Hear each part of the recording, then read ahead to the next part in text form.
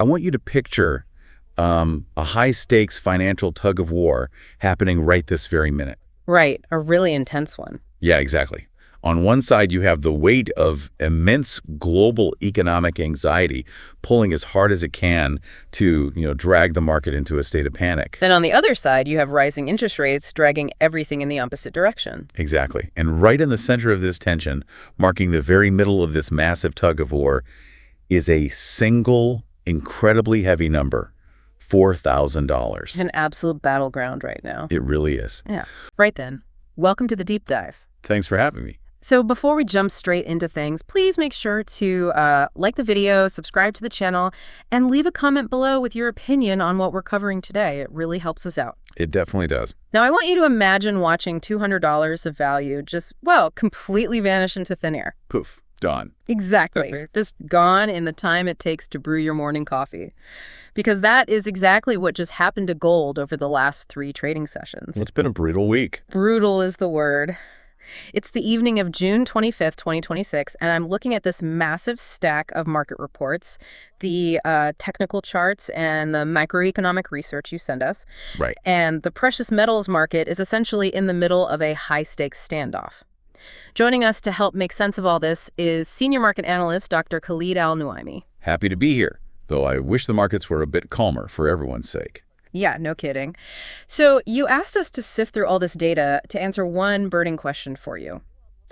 Is this psychological brick wall of $4,000 just a temporary rest stop before the floor falls out completely? Or is it the foundation of a new bull run? That's the million-dollar question. Right. So to figure out if this is a trapdoor or a solid floor, we need to synthesize all the noise. What are we actually looking at right now? Well, we're looking at a highly sensitive moment. I mean, this is one of those rare environments where headline news and macro data are completely, just totally overriding technical chart patterns. Which usually isn't the case, right? No, normally the charts give you a reliable rhythm, but right now, historical support lines are being tested by forces much larger than typical market movements. So if gold is clinging to this $4,000 floor, I think we first need to look at the actual tape of what happened today, because the battlefield out there was absolute chaos. Chaos is a good way to put it. Gold had a massive intraday swing today. I mean, it dipped all the way down to $3,965. Which terrified a lot of people. Oh, I bet. But then it snapped right back up to a high of $4,035. That is a $70 swing within just a few hours. Yeah. And as we're recording this, it's settling right around that $4,020 to $4,025 range. That intraday movement, it really shows a vicious tug of war. I mean, a $70 swing means the buyers and sellers are violently disagreeing on fair value. They're just throwing punches at each other. Exactly. Yeah. Especially considering gold is currently down over 13% for the month. It's hitting a 7-month low. And then there's silver, which is walking a parallel but much steeper path. Oh, silver's taking a beating. Yeah, silver is down over 22% this month. It dropped below $60, swinging today between $56.5 and $59. And it's currently hovering around 58.3. Spot on, 58.3. So when I look at how gold is behaving at the $4,000 mark, I've got to be honest, it doesn't look like a solid floor to me. What does it look like? It feels more like the surface tension of water in a glass, like a glass that's been filled just slightly past the brim. Ah, I like that analogy. Right. If the pressure stays perfectly distributed, it holds. But if one heavy drop of macro data hits it, the tension breaks and it just spills everywhere. That is a very accurate way to visualize it. And looking at silver dropping earlier and, harder, is silver acting as an early warning system, like a canary in the coal mine? Yes, absolutely. Taking that surface tension idea further, silver is the perfect indicator of that pressure. Why silver specifically? Because silver is heavily driven by industrial demand. Things like solar panels, electronics, and you combine that with retail speculation. So it's more volatile. Oh, extremely. It behaves like a sports car with incredibly sensitive steering. You tap the brakes on the global macro economy, and silver goes flying right through the windshield. Yikes. So it reacts first. Right. Its sharper, earlier drop reflects speculative, hot money liquidating positions the very moment the economic winds shift. Okay, so what about gold then? Well, for gold at $4,000, that surface tension you mentioned is holding for now. Sellers are no longer dominating the order books at that exact level. Meaning someone is buying it up. Exactly. There is clear institutional buying stepping in to defend it. But And this is crucial. A pause in falling does not confirm a bottom. So just because it stopped dropping doesn't mean it's going back up. Right. The bleeding is temporarily stopped, but a new uptrend has not begun. Okay, so what exactly is putting so much pressure on that surface tension? If we look outside the metals market, it's just a bloodbath of macroeconomic pressures. It really is. What are the specific, let's call them wrecking balls, swinging at gold right now? There are 4 primary forces, and the worst part is they're all compounding each other. Okay, what's the first one? First is the U.S. dollar, measured by the DXY index, which is currently sitting at a 13-month high of roughly 101.6 points. Wow, 101.6. And the second? Second is the Federal Reserve. They're maintaining a very hawkish stance, signaling to the market that interest rates are going to stay higher for much longer than anyone anticipated. Which naturally leads to the third one, right? Exactly. As a direct result of the Fed, U.S. Treasury yields, specifically the 10-year yield, are hovering at an incredibly strong 4.385%. 4.385, that's massive. It is. And the fourth wrecking ball is oil prices, which are cooling down significantly right now. Let's get the numbers on that. Brent crude is down around the $74.53 to $75.53 range, and WTI is sitting right around 70.80. Okay, let's unpack the mechanics of all that, starting with the DXY, because, we see that acronym on charts all the time. Right, the dollar index. Yeah, and the DXY just measures the US dollar against a basket of other major currencies, right? Like the euro, the yen, the pound. That's correct. So if it's at a 13-month high of over 101, what does that actually do to the physical buying of gold globally, like in the real world? Well, gold is priced globally in U.S. dollars, always. So when the dollar becomes exceptionally strong against other currencies, gold instantly becomes more expensive for every single buyer outside the United States. So their money just doesn't go as far. Exactly. If you are an institution in Japan or Europe, your local currency buys fewer U.S. dollars, which means it buys less gold. Makes sense. That currency exchange friction causes global demand to naturally contract. It's just simple math. Okay, so that covers the global buyers, but then you have domestic institutional money, which brings us to those treasury yields at 4.385%. Yes, the 10-year yield. I always look at this through the lens of real estate because the concept of opportunity cost makes so much more sense to me that way. Go on. Imagine you have $100 million of institutional cash. Nice problem to have, right? A very nice problem. So you can either buy a giant plot of land, let's call it gold, that pays zero rent, gives zero dividends, and actually costs you money to secure and store. Right, vault fees aren't cheap. Exactly. Yeah. Or you can literally just walk over to the U.S. government, buy a 10-year treasury bond, and get a guaranteed 4.385% yield every single year just for letting your cash sit there. It's a no-brainer for a lot of funds. When yields are that high, the math seems obvious. Why would a fund manager choose the zero yield asset over guaranteed returns? They wouldn't. The opportunity cost of holding gold becomes too painful for large institutional investors when safe haven government bonds pay nearly 4.5%. So they just dump the gold and buy bonds. That completely explains the institutional rotation out of gold that we're seeing. But the fourth wrecking ball on that list, cooling oil prices, completes the macro picture by attacking gold's fundamental narrative. I'm really glad you brought that up because I look at cooling oil prices and I see a contradiction. How so? Well, cheaper energy is generally good for the broader economy, right? It lowers manufacturing costs, it lowers shipping costs, everything gets cheaper. Sure. So why is falling oil a bad thing for gold? To understand that, you have to look at gold's primary job description for the last several thousand years. It is the ultimate hedge against inflation. Right. When money loses value, gold holds it. Exactly. Yeah. Now, what drives modern consumer inflation more than almost anything else? Energy costs. Oil is the foundational input cost for the entire global supply chain. Because everything has to be transported. Everything. So when oil prices drop to the mid-$74 range, the market's expectation for future inflation drops right along with it. Oh, I see. If the fear of inflation cools down, the urgency for investors to buy an inflation hedge just evaporates. So the surface tension on our $4,000 gold floor is being tested by a massive U.S. dollar, making it expensive, guaranteed high treasury yields, pulling capital away. And cooling oil prices stripping away its appeal as an inflation hedge. It's the perfect storm. That is a brutal combination, which I suppose brings us to the waiting game we are seeing tonight. Yes, the market is essentially paralyzed right now. Just waiting for a lifeline. And that lifeline is supposed to come from upcoming economic data. Everyone is looking at the calendar for U.S. GDP figures, jobless claims, and durable goods orders. While those are certainly important, the market is singularly obsessed with one specific data point right now, Which is the core PCE, or Personal Consumption Expenditures Index. the core PCE. Right, I know this is the Federal Reserve's preferred measure of inflation, but why do they prefer it over the standard CPI numbers we always hear about on the evening news? Because core PCE strips out the highly volatile components of inflation, specifically food and energy. So it's a smoother line. Exactly.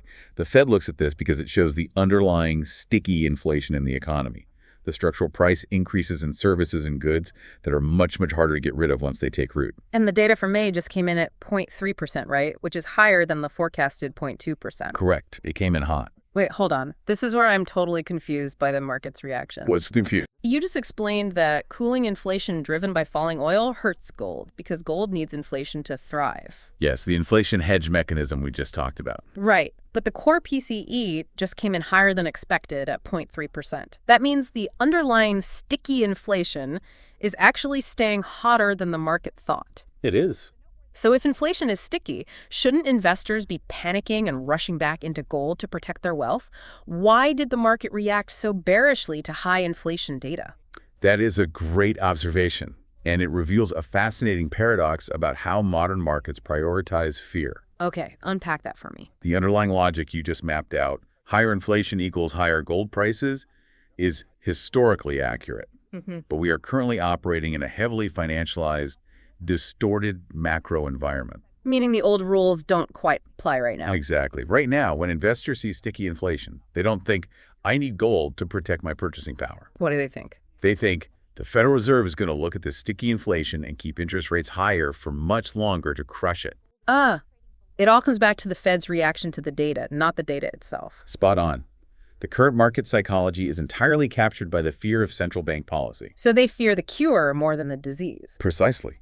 The fear of higher interest rates strengthens the dollar and pushes Treasury yields up. Those two financial forces damage gold's price far more aggressively than the actual presence of sticky inflation helps it. The market cares significantly more about the Fed's medicine than the economic disease itself. That is wild. It's the reality of a debt-based system. Well, that makes the entire short-term market behavior click right into place for me. So if we look at the short-term technicals through that lens, where are the lines drawn in the sand right now? Short-term probability points to extremely volatile, choppy price action. We're looking at heavy support sitting between $3,950 and $3,980. That's the floor they're defending. Yes, that's the zone buyers are fiercely defending. Resistance is heavy on the upside at $4,050 to $4,100. So what happens if it breaks that ceiling? If gold can somehow gather enough momentum to break above 4,100, a short-term recovery is definitely possible. But it will require a major shift in that macro data to do it. That volatility is just a nightmare for a retail investor trying to swing trade. It's a meat grinder. But I want to zoom out for a second because the short-term chaos seems completely disconnected from the long-term structural reality of the market. What happens when we look past the next Fed meeting? When you zoom out, the overarching long-term bull trend remains incredibly intact. Really? Even after a $200 drop? Yes. Despite the brutal drop over the last 3 days, the structural foundation is formidable.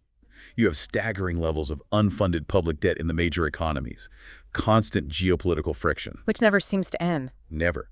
And perhaps most importantly, the unprecedented accumulation of physical gold by global central banks. That divergence is wild to me. You have short-term paper traders throwing punches over, well, basis points. Which can move markets on their own. Right. And for anyone unfamiliar, basis points are just hundredths of a percentage point. But those tiny fractions move billions of dollars in the bond market, so short-term traders absolutely panic. Exactly. Meanwhile, central banks are just quietly backing up the truck and taking delivery of physical gold bars. The difference in time horizon is everything here. Retail and institutional speculators are trading paper contracts based on what the Fed might do next month. And the central banks. Central banks are buying physical metal based on what the global sovereign debt system might look like in the next decade. That is a massive difference in perspective. It changes how you behave in the market completely.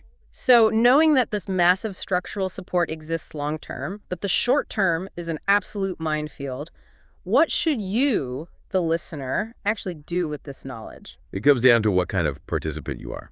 Let's break this down by position then. What about the person who bought in near the top of this cycle and is currently sitting on some really painful paper losses? The primary rule in a heavily manipulated macro shakeout like this is discipline. If you bought higher, panic selling at this exact moment is mathematically unfavorable. Because you're just locking in the loss. Exactly. The $4,000 region is already a heavily defended, historically low relative zone for this cycle. Liquidating your position out of fear now means you will likely struggle to buy back in later. When the tide turns. Right, when the macro winds inevitably pivot and institutional money rotates back into the metals. Okay, what if you're on the sidelines right now? You're looking at a $200 discount on gold and a 22% haircut on silver, and you think, wow, this looks like a massive fire sale. The temptation there is extreme, I know. But you must resist FOMO, the fear of missing out. So don't just jump in blind. Do not buy into a small $5 technical bounce, assuming the definitive bottom is in. The surface tension we discussed earlier can still break. Let the market prove it has established a floor before committing long-term capital. Make the market show its hand first. Okay, then there are the active traders, the people who actually thrive on $70 intraday swings. How do they navigate this? Active traders need to drastically reduce their position sizing. Use very small capital. To keep it light. Very light. The strategy right now is scalping, taking profits rapidly after tiny price movements rather than holding for massive swings. And above all else, absolutely do not use high leverage. Because it's too choppy. Exactly. When macro data can trigger a $40 candle in 3 minutes, high leverage will liquidate your entire account before you can even reach for the mouse to react. Yeah, that sounds like a fast way to lose everything. You know, instead of looking at a chart, navigating this current market feels much more like instrument flying in aviation. Oh, how so? Well, if you are a pilot flying into a thick cloud bank, your instinct might be to look out the window to see where you are. But looking out the window right now is like staring at technical chart patterns. It's useless. Completely useless. The visibility is zero. If you rely on your eyes, you'll end up flying upside down without even knowing it. You have to lock your eyes onto your dashboard instruments. I love that analogy. And in this market, those instruments are the DXY dollar index, the U.S. 10-year Treasury yields, and Brent crude prices. That is the exact discipline required right now. If the DXY is spiking and yields are declining, your instruments are telling you the environment is hostile to gold. Regardless of what the squiggly lines on a chart look like. Exactly. News and macroeconomic data are completely in the driver's seat. Remember the core truth of financial markets. Nothing rises forever and nothing falls forever. The mean reversion always comes. It always does. But trying to perfectly time catching a falling knife is the fastest way to empty a portfolio. Wait for the clouds to break, wait for the data to establish a clear trend, and let the market show its hand. Let the market show its hand. Good advice. So, what does this all mean for you tonight? If you take away anything from this deep dive into the research provided, let it be this. Gold holding its breath at $4,000 and silver finding a very shaky ledge around $58 is merely a pause in the action. It is definitely not a victory for the bulls. Not yet. Right. The crushing gravitational pull of the US dollar and high treasury yields is still entirely in effect. And as you watch those dashboard instruments over the coming week, consider this final thought. Yeah, let's leave them with something to chew on. We spent a lot of time today discussing how retail speculators and short-term institutional traders are fleeing silver and gold because of high interest rates and the strong dollar. Because of the opportunity cost. Exactly. But at the exact same moment, global central banks are looking at this precise price drop and using it to aggressively accumulate physical gold. Which is quite the contradiction. It is. So ask yourself, what does the smart money, the very institutions that manage and control the global fiat currency system, know about the fragile reality of global debt that the average investor who's just obsessing over the next Fed meeting is completely ignoring? Now, that is a brilliant question. When the people printing the paper money are quietly trading it in for physical gold, that is a dynamic that should absolutely keep you up at night. It's definitely something to watch closely. The surface tension at $4,000 might be under immense pressure right now, but the underlying foundation being built by the smart money suggests the game is far from over. Not by a long shot. Well, thank you for joining us on this deep dive, and a huge thanks to Dr. Khalid Al-Nuaimi for sharing his insights. My pleasure. Before you go, don't forget to like the video, subscribe, and comment your thoughts below. Keep your eyes on those dashboard instruments, trust the data over the noise, and we will see you next time.